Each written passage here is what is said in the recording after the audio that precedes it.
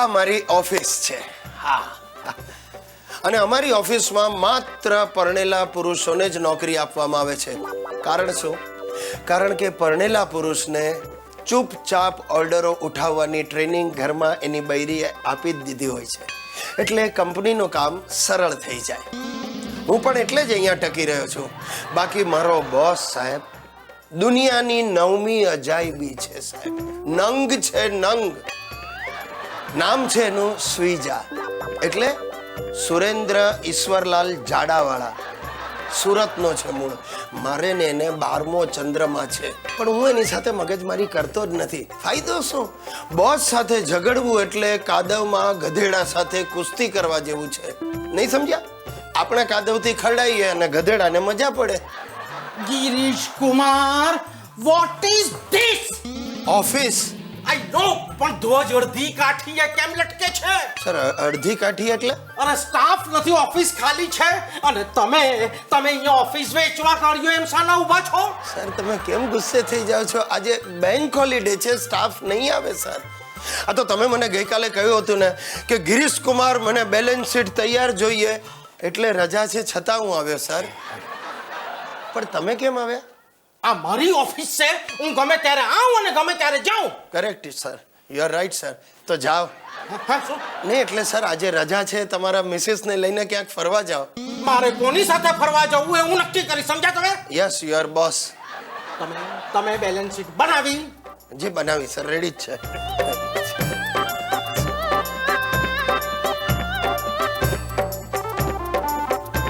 આ હું છે? શું સર? 2 કિલો બટાકા, 3 કિલો તુવેર દાળ, 1 ફિનાઇલનો ડબ્બો. Sorry sir, sorry. મારી વાઈફે લિસ્ટ આપેલું જતા જતા લઈ જવાનું હતું, એટલે આઈ એમ સોરી સર. પ્લીઝ જુઓ સર. કોંગ્રેચ્યુલેશન્સ જાડાવાલા સાહેબ. કેમ? આ વખતે આપણી કંપની પ્રોફિટમાં છે. Oh, very good.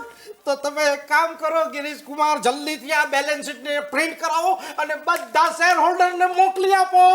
સર, બધા શેર હોલ્ડરને? હા. તો તકલીફ થશે. કેમ? કંપની પાછી લોસમાં આવી જશે સર. ઓહો, યુ આર ટોટલી યુઝલેસ. જાણું છું સર, એટલે જ આ કંપનીમાં છો. લાવો બેલેન્સ શીટ મને આપો, હું બનાવું છું અને તમે ઘરે જાઓ. જોયું સાહેબ, ચાલુ પગારે રજા આ રીતે લેવાય. તમને એક સમીકરણ સમજાવ. હોશિયાર બોસ વત્તા હોશિયાર એકાઉન્ટન્ટ એટલે પ્રોફિટ. ડફોળ બોસ વત્તા હોશિયાર એકાઉન્ટન્ટ એટલે પ્રમોશન.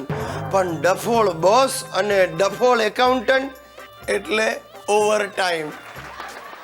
નમસ્કાર ધમાકા ચેનલના મારા વાલા દર્શક મિત્રો. આ ગુજ્જુભાઈ ગિરીશ કુમારની પ્રતિભાથી તમે વાકેફ જ છો. હવે મેં મારા ફાજલ સમયમાં સાહિત્ય સર્જન કરવાનું શરૂ કર્યું છે. કવિતા, ગઝલ, નવલિકાઓ લખવાનું શરૂ કર્યું છે. જોકે મને બાળપણથી જ સાહિત્યનો શોખ છે અને ભાષા ઉપર પ્રભુત્વ પણ ખરું. તમને સમજાવો, બહુ સહેલું છે. ગુજરાતી ભાષામાં 3 પ્રકારના સ છે. આ પાયાનું જ્ઞાન તમને મળી જાય તો તમે પણ ગુજરાતી સડસડાટ અને કડકડાટ બોલી શકશો. સગડીનો સ, સકોરાનો સ અને ષટકોણનો સ. આ 3 વચ્ચેનો તફાવત તમારે હંમેશા ધ્યાનમાં રાખવાનો, તો તમે શુદ્ધ સાહિત્યકાર બની જશો.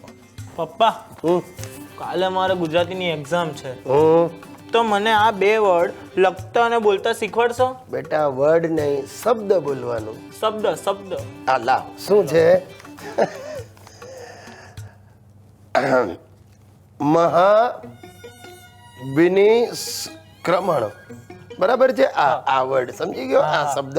અને આ બીજો છે અસ્વસ્થતામાં. હા, બરાબર. ચાલો બસ. પણ એનો અર્થ તો સમજાવો. ભાઈ જો, બહુ સહેલું છે બેટા.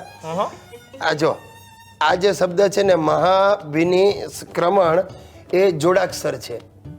મહાભિની એટલે શું? અત્યંત ભીની, બહુ ભીની.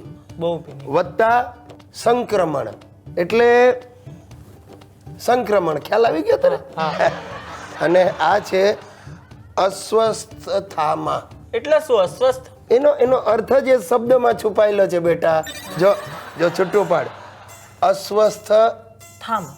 થામાં એટલે ન થા, અને બીજો અર્થ છે અસ્વસ્થ થા માં, એટલે માને ઉદ્દેશીને પણ આ વાપરી શકાય. ખ્યાલ આવી ગયો બેટા? થેન્ક યુ પપ્પા. સરસ, હા. હવે હું ગુજરાતીમાં પાસ થઈ જઈશ. હા, પણ પપ્પા મને ઇંગ્લિશમાં ચેકોસ્લોવાકિયાનો સ્પેલિંગ શીખવાડો ને. એટલે નવું નવું કાઢે તું બધું. ચેકોસ, જો બેટા હું છે ને ગુજરાતી ધરતીનો ગુજરાતી સાહિત્યકાર છું. પૂછવું હોય તો મને તો ગુજરાતના શહેરોના સ્પેલિંગ પૂછ.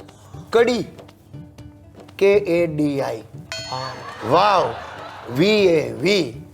પણ પપ્પા શંખેશ્વરનો સ્પેલિંગ શું થાય? શંખેશ, જો બેટા શંખેશ્વર આપણું ધાર્મિક સ્થળ છે. હા હા. એને અંગ્રેજીમાં લખાય જ નહીં. સમજી ગયો? પાપ લાગે બેટા. હા, ચાલ હવે મને એમ કહેજો, મેં તને ગઈકાલે મારી કવિતાની લખેલી ચોપડીઓ તારા સાહેબને વંચાવવા આપેલી, તે એમને વંચાવી? હા હા, વંચાવેલી ને. સરસ. એ વાંચીને અમારા સાહેબ બેભાન થઈ ગયેલા. અરે માથે બરફ ઘસવો પડ્યો તો. ચડી ગયેલી ગરવી માંડ હેઠે ઉતરી. આ મારી કવિતાઓનો પ્રભાવ છે, સમજ્યો દીકરા?